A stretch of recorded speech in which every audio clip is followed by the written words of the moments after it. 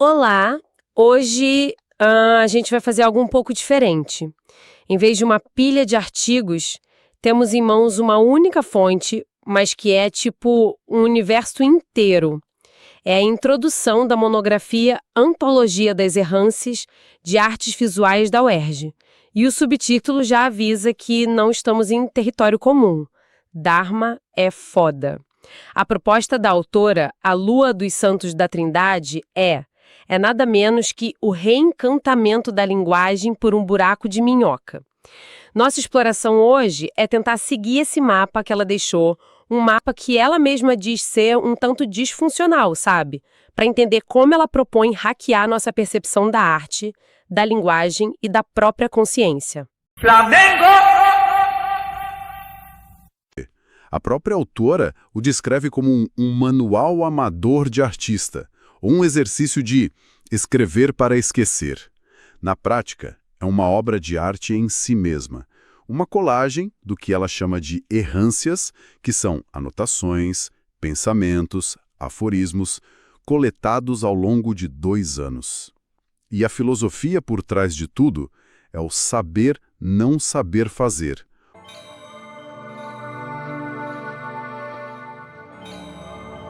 Cartografar a busca. Vamos começar por aí. O conceito que parece ser a chave de tudo são essas errâncias. O que exatamente são? O texto fala em colagem fragmentária de uma captura, anotações de campo feitas em conversas com filósofos, artistas, delinquentes juvenis. Mas se o mapa é propositalmente disfuncional, qual é o sentido de seguir um caminho que não promete chegar a lugar nenhum? Não é só se perder por se perder. É uma pergunta excelente, porque toca no cerne da proposta. A motivação que a autora dá é poética e muito forte. Ela diz que foi encontrada por um significado, mas a palavra, a forma, o significante escapou. As errâncias são a tentativa de traçar o caminho de volta para esse significado perdido.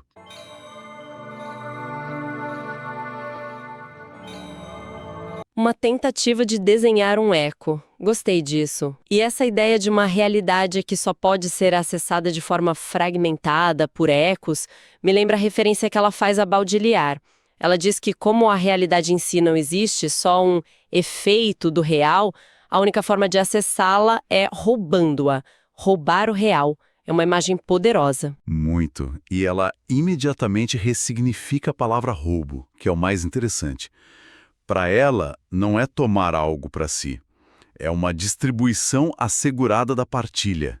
Ou seja, roubar o real é capturar esses fragmentos, esses ecos, e distribuí-los. As errâncias são essa ferramenta de partilha. É como se ela dissesse, eu não consigo te entregar a experiência completa, mas posso te dar um pedaço, um fragmento que talvez ressoe com um fragmento seu.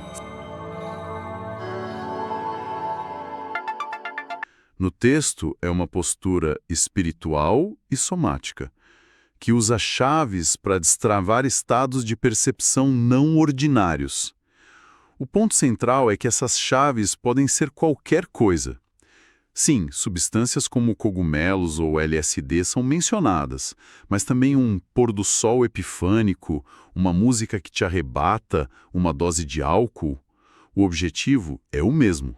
Afrouxar o que ela chama de um músculo duro dos preconceitos que a palavra traz. É forçar um curto-circuito nos nossos padrões habituais de pensamento. E o que eu achei brilhante é a ambiguidade que ela explora na própria palavra crack. Não é só a droga. Ela conecta com o significado da cibernética. Quebrar a proteção de um sistema, o copyright de um software. Então, é sobre hackear. O que é genial nisso é que une um marginalizado social, a figura do cracudo, com um marginalizado digital, o hacker.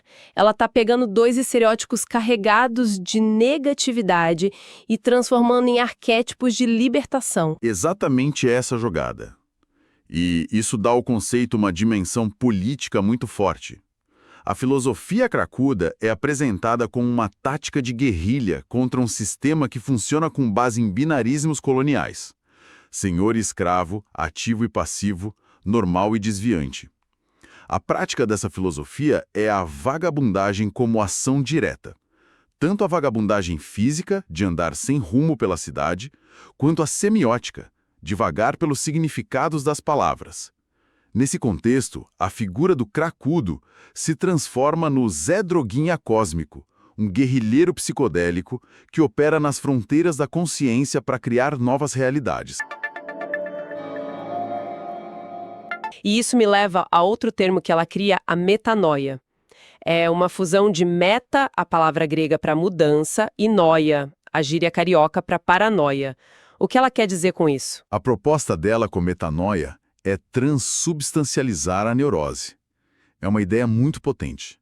Citando a psicanalista Sueli Honig, o texto argumenta que a neurose não é só um problema individual, mas um modo de ser padrão que o sistema capitalista e colonial nos impõe. Aquele estado de ansiedade constante, sabe? De preocupação com o futuro, de sentir que nunca somos bons o suficiente. A metanoia não é a cura da neurose, mas a sua transformação em potência criativa. É usar a própria matéria da paranoia, da ansiedade, para criar algo novo. É um foco radical no que ela chama de ser, o que somos agora, em oposição ao vir a ser, essa promessa de futuro que nunca chega. Ela diz, se você não sabe se o que você sente é paranoia ou metanoia, é porque só pode ser metanoia. É quase um enigma zen. É um enigma brilhante, porque ele captura a essência da coisa. A paranoia te dá uma certeza terrível. Estão todos contra mim, tudo vai dar errado. É um estado fechado, né? A metanoia é o momento em que essa certeza racha. A dúvida, a confusão sobre o que se está sentindo, já é o sinal da transformação em curso. É como estar numa prisão e de repente perceber que a chave talvez esteja na porta o tempo todo. A própria incerteza é a abertura. O texto fala numa filosofia exusíaca. Isso. Exu aqui é tratado menos como uma entidade religiosa e mais como um princípio filosófico. Ele é aquele que não tem a última palavra, o princípio da multiplicidade, da comunicação, da desordem criativa. Uma força que quebra a rigidez e poetiza a vida. Na visão do texto, o pensamento colonial é o que tenta apagar essa lógica múltipla, impondo uma visão única e binária do mundo. E a figura que vive essa filosofia na prática é o nômade Dharma, que perambula por essa loca latina, como ela chama a América Latina, um território que ela descreve como barroco, afrodiaspórico e pindorâmico, ou seja, essencialmente múltiplo e caótico. Esqueleto de cachorro. É uma imagem muito forte, um pouco violenta até, mas também poética. O que significa isso na prática da escrita? É uma prática que ela chama de filosofia poética que pratica descrevescência. É um neologismo ótimo. Um desescrever. A ideia é usar o que ela chama de destrambelhamento semântico e uma ortografia inoperante. Na prática, significa escrever de um jeito que o texto se desfaça enquanto é lido ou falado. Pense numa tagarelice performática. É uma escrita que não quer fixar um significado, mas sim colocar o sentido em movimento, em colapso, para que algo novo possa surgir dos escombros. Uma escrita que se autodestrói. E a origem do nome? Por que especificamente um esqueleto e um cachorro? Clima residual, o que fica depois que toda a carne do significado óbvio e do enfeite foi retirada. É o que está mais próximo da alma. E o cachorro tem uma dupla referência. Ele é o mascote do arquétipo do louco no tarô, aquela figura que representa o impulso animal, o instinto que empurra o louco para a jornada sem saber o destino, e ao mesmo tempo ela o liga à palavra peripatético, que geralmente associamos a Aristóteles, né, que ensinava caminhando. Ela resgata o sentido original de vagar ao redor dos sentimentos, das paixões.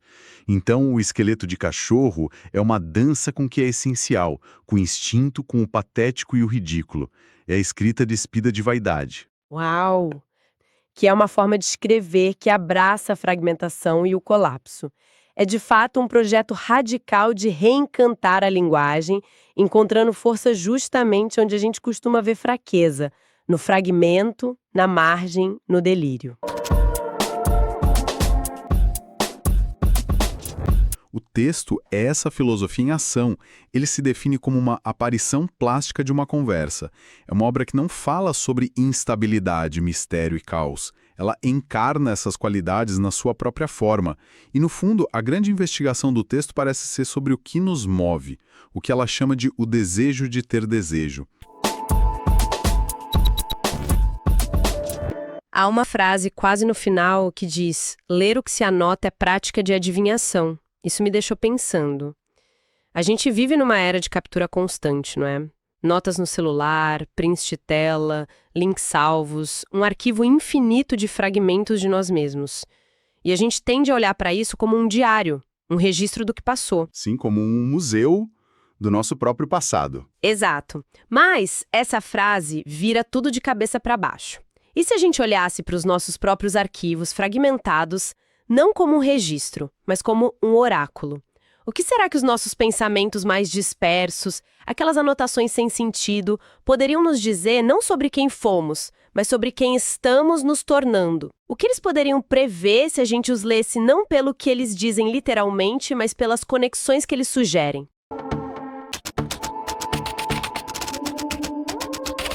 O texto define a errância como uma ética da aparição. Ética da aparição? O que seria isso? Em vez de buscar uma verdade final, uma resposta que está lá escondida, a errância propõe se abrir ao que aparece no caminho, ao acaso, ao fragmento.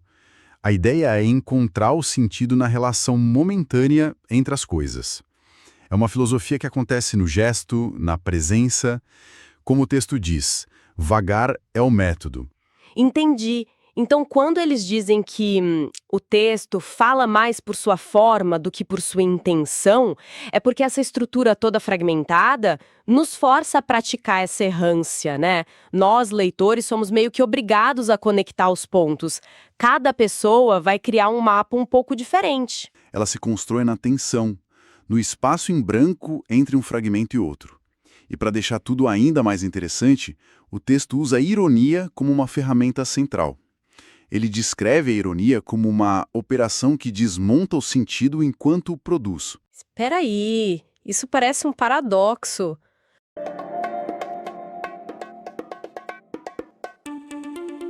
A ironia aqui funciona assim, só que numa escala maior. Ela impede que qualquer ideia vire uma verdade absoluta, de pedra. O texto cria o que ele chama de uma ecologia de ironias, um ambiente onde tudo está sempre em movimento, nada é fixo. O corpo está sempre no presente. E tem uma frase que me marcou muito. É errático fazer de um único órgão o motor do pensamento.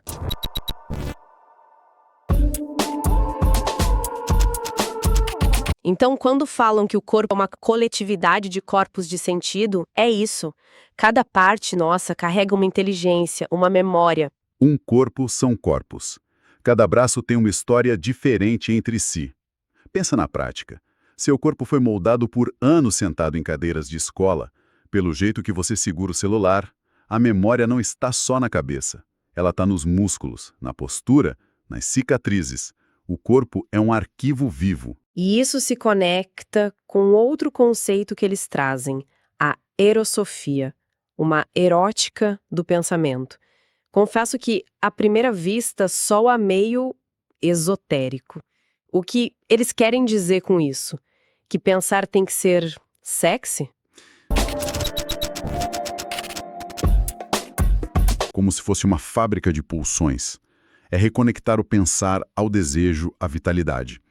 Uma forma de resistir a essa alienação, que transforma nosso corpo numa ferramenta para trabalhar. E eles levam isso a sério a ponto de dizer que gêneros como homem e mulher são cargos laborais. Nossa, essa afirmação é bem forte. É como dizer que são só papéis sociais que a gente desempenha para o sistema. Exatamente. A erosofia seria a prática de usar o desejo para escapar dessas caixas, para se transformar. O texto diz que o desejo nos permite virar qualquer coisa. Um passarinho, um objeto, um feiticeiro. Então temos uma filosofia da errância que acontece no corpo todo, movida pelo desejo. E aí o texto faz uma curva inesperada. Começa a misturar tudo isso com sistemas de conhecimento bem específicos. Gnosticismo, o tarô de Marsella e a cosmologia da Umbanda. Por que trazer esses elementos tão diferentes para a conversa? Conhecimento como algo incorporado, simbólico, não linear. Faz sentido. O texto dá o exemplo dos evangelhos gnósticos de Nag Hammadi. Pode nos lembrar um pouco dessa história? Claro, nesses textos, que ficaram fora da Bíblia oficial, a figura central na transmissão do conhecimento não é Pedro, o fundador da igreja, mas sim Maria Madalena. Ela é a portadora da gnose, do conhecimento direto. E a serpente do Éden, nesse contexto, não é a vilã, é uma agente da sabedoria que tenta libertar a gente da ignorância de um falso Deus. Que interessante. Então esses sistemas são como chaves para abrir outras portas da percepção. O texto até usa uma expressão curiosa para isso. Chaves cracudas. E essa ideia de chaves nos leva direto a outro conceito importante, o tecnoprimitivismo. Tecnoprimitivismo parece uma contradição, não? Total. A gente imagina um homem das cavernas ou um smartphone, mas a ideia é quase o oposto. É desafiar nossa definição de tecnologia. A gente acha que tecnologia é só o que é eletrônico, digital. O tecnoprimitivismo propõe que processos orgânicos, como a respiração, um orgasmo, e práticas ancestrais, como rezar ou até fazer um chá de camomila, são tecnologias super sofisticadas. Nossa, nunca pensei nisso dessa forma. A receita da minha avó como uma tecnologia para acalmar o sistema nervoso, isso muda tudo.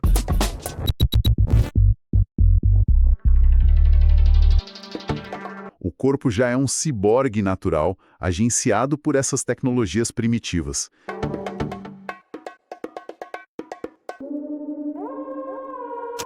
Filosofia cracuda.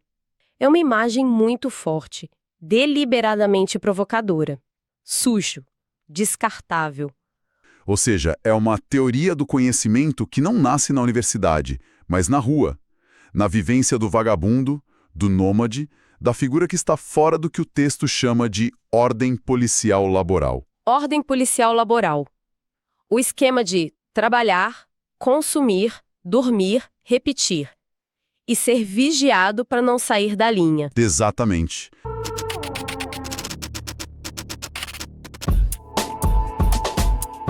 O ócio dessa figura que a gente vê como preguiça é reapresentado como uma forma de resistência, uma guerrilha semiótica. Certo. E aí temos essa figura do vagabundo na margem e, de repente, o texto traz Exu da Umbanda. Qual é a ponte entre essas duas ideias? A ponte é a encruzilhada. A encruzilhada é o lugar de todas as possibilidades. E o texto propõe que o corpo do vagabundo é essa encruzilhada. Ele é um conto de passagem. O pensamento dele não segue a lógica do penso logo existo, mas uma outra. Penso porque sou atravessado. Atravessado por essas forças, por essas energias que Exu representa. Sim, ele encarna a ideia de um sujeito sem sujeito.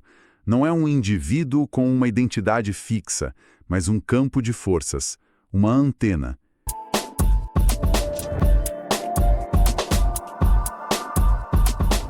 Em sua errância, o vagabundo cria pequenas bolhas no tecido social, momentos onde as regras normais são suspensas e a vida é vivida de forma mais lúdica, poética, sem uma finalidade.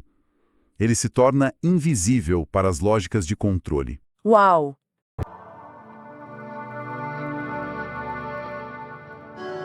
A proposta final é o que ele chama de uma cosmopolítica de corpos de sentido.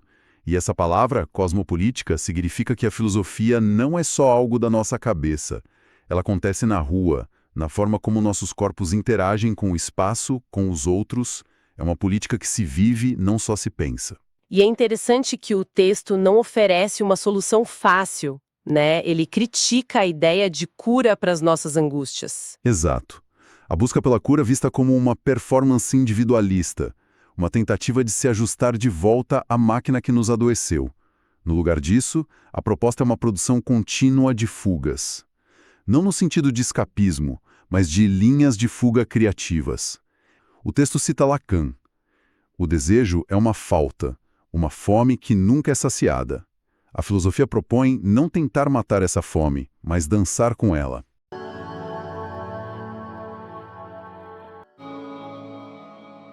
O texto fala sobre um mito de uma fada traficante de significantes, que rouba nossos dentes, nossos meios de significar o mundo.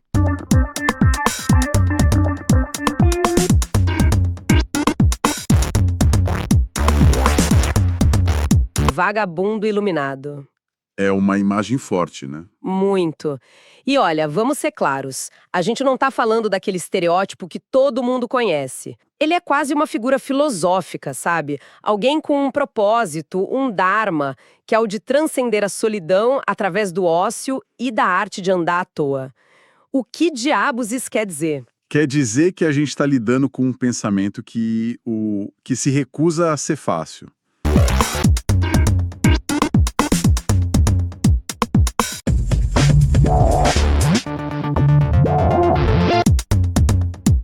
Como essa fonte transforma a figura do andarilho, do errante, uma resistência que não é só política, mas também espiritual e, talvez, o mais importante, totalmente corporal.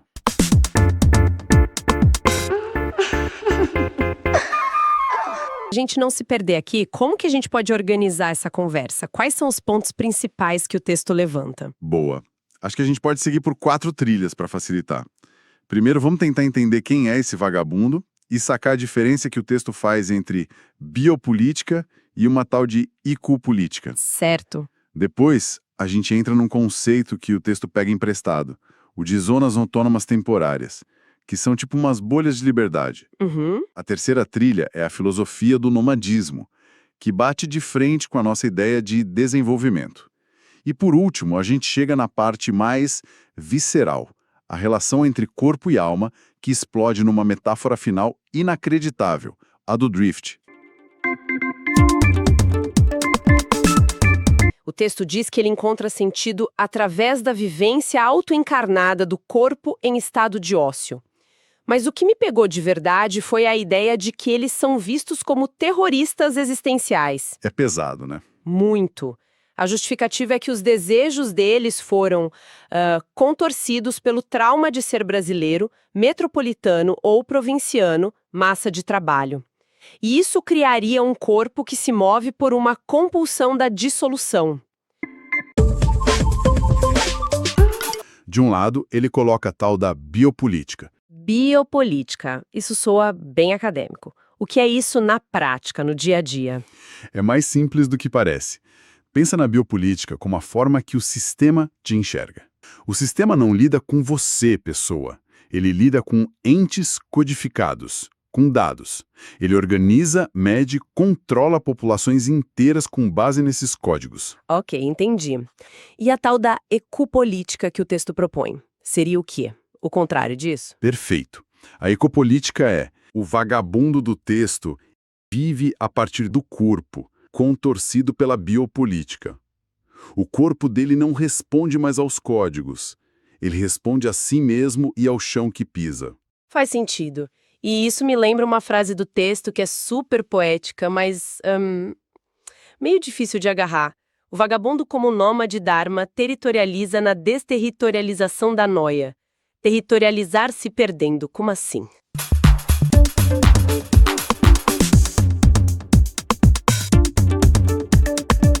O vagabundo encontra o seu lugar, o seu chão, justamente no movimento, na errância, no ato de se perder. No primeiro caso, você está só se movendo de um ponto a outro num espaço estriado, como diriam os filósofos. No segundo, você está descobrindo, se conectando. Certo. O vagabundo transforma essa segunda opção num modo de vida. O território dele não é um endereço, é essa própria experiência de se encontrar no caminho, de habitar o próprio desterro. E para habitar esse desterro, ele precisa de alguns espaços, mesmo que momentâneos.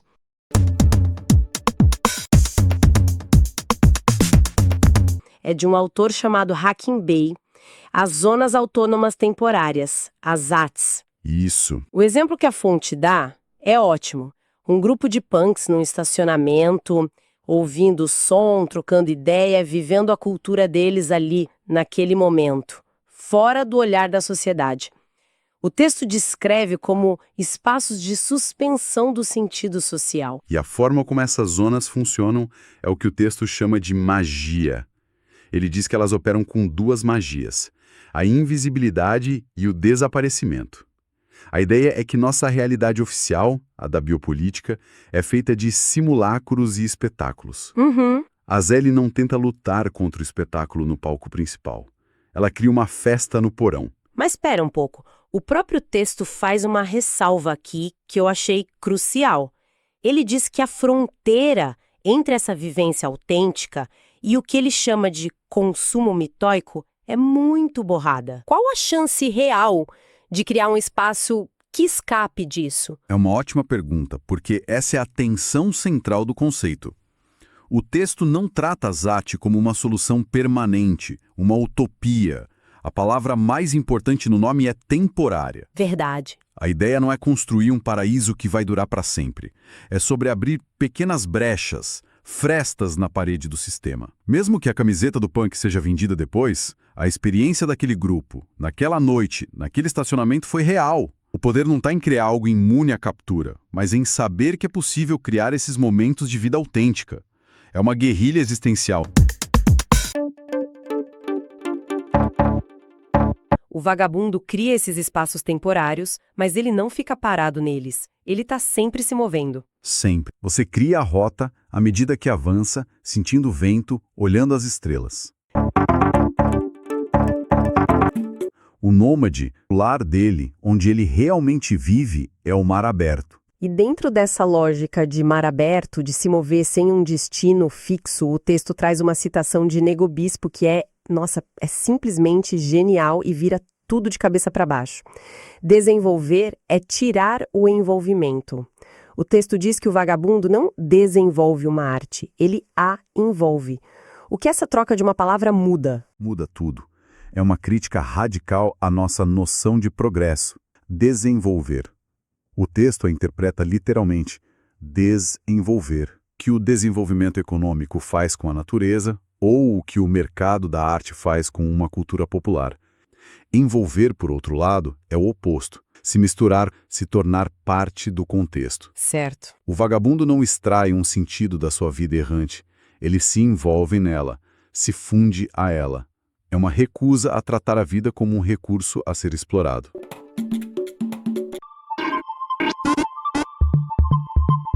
A proposta é de que a alma é visceral. Exato. Tem uma frase que é de uma violência poética absurda. O desejo da alma é arrebentar o corpo, explodi-lo no módulo de aceleração e uvar com os órgãos. O autor diz: eu não penso tudo o que eu penso. Escrevo. E o que eu escrevo é para esquecer. A escrita se torna um ato de exorcismo. E essa ideia de ser atravessado por uma força chega no seu clímax com a metáfora final, que para mim é a mais poderosa de todas, a proposição de um drift. A imagem é muito clara, um carro em altíssima velocidade, derrapando de lado, no limite absoluto do controle, arriscando tudo. É a imagem perfeita para tudo que a gente discutiu. O drift é um estado que não é nem movimento em linha reta, nem caos total. É uma dança controlada no limite da desordem. Sim. O piloto está usando as regras da física, mas subvertendo-as para criar algo novo. Uma trajetória que não deveria ser possível. O texto fala sobre o que acontece quando o drift dá errado, quando a mandiga não funciona. O carro capota. Isso não seria o fracasso total, a destruição? Nessa filosofia, o capotar não é o fracasso. De certa forma, é o objetivo final. Como assim? É o momento em que a estrutura, a lataria do carro, as couraças que protegem o corpo, se estilhaçam. A pessoa se desintegra e, nesse ato de desintegração, se torna sublime em cada átomo.